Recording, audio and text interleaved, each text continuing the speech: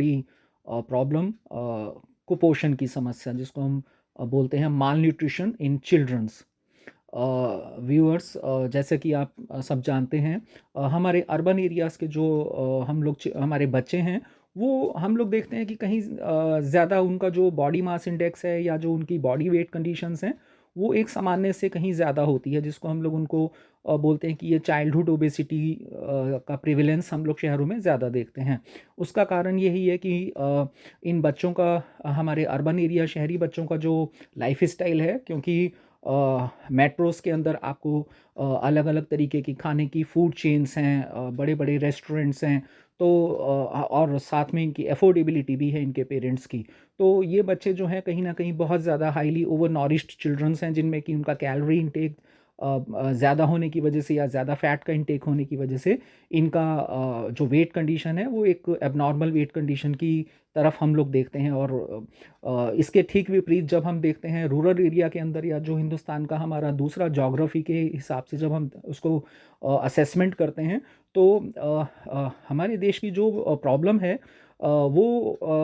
माल nutrition है, कुपोषण की समस्या हमारे देश के बच्चों के अंदर। अब इसका इसका जो मूल कारण है या जो इसका निवारण है, हम उस पे आज इस वीडियो के अंदर डिस्कस करेंगे। हमारे देश की जो राज्य सरकारें हैं, केंद्र सरकारें हैं, वो भी इसमें बहुत अच्छा अपना कंट्रीब्यूशन करती हैं। मिनिमम जो अनाज उनको दिया जाता है, या जो आंगनवाड़ी बहन जी का प्रोग्राम केंद्र राज्य सरकारें चलाती हैं,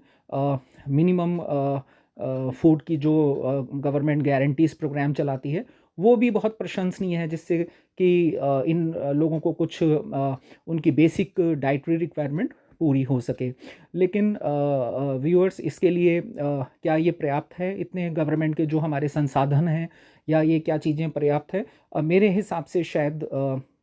कहीं ना कहीं हम सब लोगों का, एक समाज का भी उसमें एक उतना ही एक सहयोग की आवश्यकता है इस कुपोषण के उन्मूलन के लिए। एक बहुत ही एक आसान, मैं आपको एक इसका एक तरीका बताता हूँ कि हम सब लोगों के घरों में कुछ ना कुछ कभी धार्मिक क्रियाकलाप होते हैं, कभी हमारे घरों में किसी का जन्मदिन है, बच्चे का, किसी हमारे बड़े बुजुर्ग का कोई, अगर कोई ऐसा उनकी याद करने का कोई दिवस मनाया जा रहा है, जिसमें कि काफ़ी लोगों का, आप लोग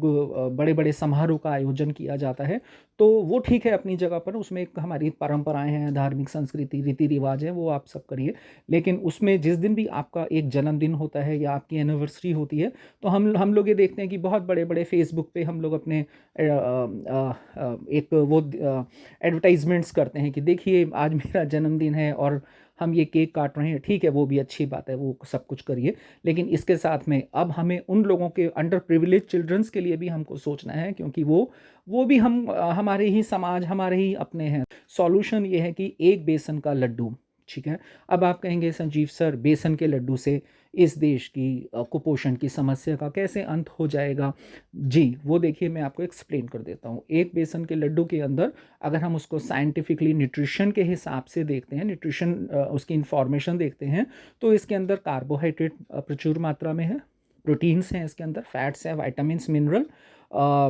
जितने भी essential macro and micro nutrients हैं, वो बेसन के लड्डू के अंदर प्रचुर मात्रा में पाए जाते हैं। अब आप कहेंगे कि संजीव सर, बेसन का लड्डू खरीद के अब हम क्या करेंगे? तो बेसन का लड्डू लेने के बाद में आप इसको अपने एरिया के कहीं भी स्लम एरिया में जाइए, आप किसी से भी संपर्क साधने की कोशिश करें, चाहे वो आंगनवाड़ी बहन जी हैं किसी सरकारी स्कूल के आसपास, या किसी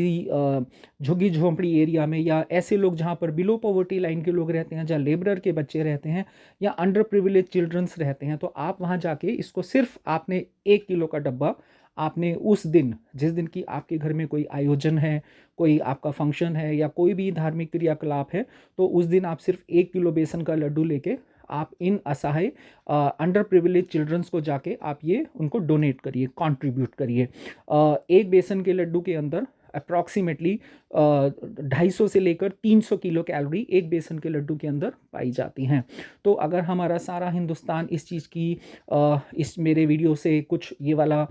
जो हम संकल्प कह लें, या इसका एक कंट्रीब्यूशन टू आवर सोसाइटी कह सकते हैं, तो अगर हम ये करेंगे, तो ज़रूर आने वाले समय में जब ये एक विचारधारा बनकर आएगी, उभर कर आएगी, सोशल मीडिया का ज़माना है आजकल, तो जो जो लिसनर मेरी बात को सुन रहे हैं, वो अगर इस इसका संकल्प लेंगे कि हाँ, हमारे घर में आज ये आयोजन है, या हमारे घर में आज ये कुछ धार्मिक क्रियाकलाप है, या कोई बर्थडे है, या जो भी है, तो सिर्फ़ 1 किलो बेसन का लड्डू बहुत ज़्यादा महँगा नहीं लेना, कोई आपको बहुत बड़े ब्रांड का नहीं लेना कि कोई ब्रांड ही दिखाना है आपको। आप किसी भी सामान्य दुकान से जाके जो भी मिनिमम आपके एरिया में है, आप वो 1 किलो बेसन का लड्डू लेके आप इन बच्चों को खिलाइए। इससे अगर हम ऐसा संकल्प लेते हैं, तो हमारे समाज के अंदर ऐसे रोज़ कुछ ना कुछ ऐसे संकल्प होते हैं, आयोजन होते हैं, बर्थडेज़ होते हैं, पार्टीज़ होती हैं। तो आप ये देखिए कि कितना इन लोगों को एक अच्छा फूड, मैं बोलूँगा हेल्दी फूड खाने को मिलेगा, और इन बच्चों के अंदर जो बेसिक एसेंशियल मैक्रो और माइक्रो न्यूट्रिएंट्स की डेफिशिएंसी है, उसके अंदर हम शायद काबू पाने में सफल हो पाएँगे। और जब बच्चों की माल न्यूट्रिशन की प्रॉब्लम सॉल्व होएगी, तो हमारे देश में जो जन्म मृत्यु दर है, मैटरनल मोर्टेलिटी रेट है, उसके अंदर भी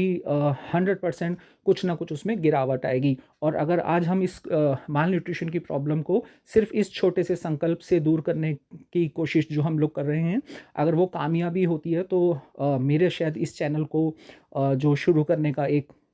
अच्छा प्रयास है, सिर्फ सत्य ही बोलना है इस चैनल पर, तो वो शायद उसमें हमें लगेगा कि वो हम अपने उस मकसद में कामयाब हो पाए।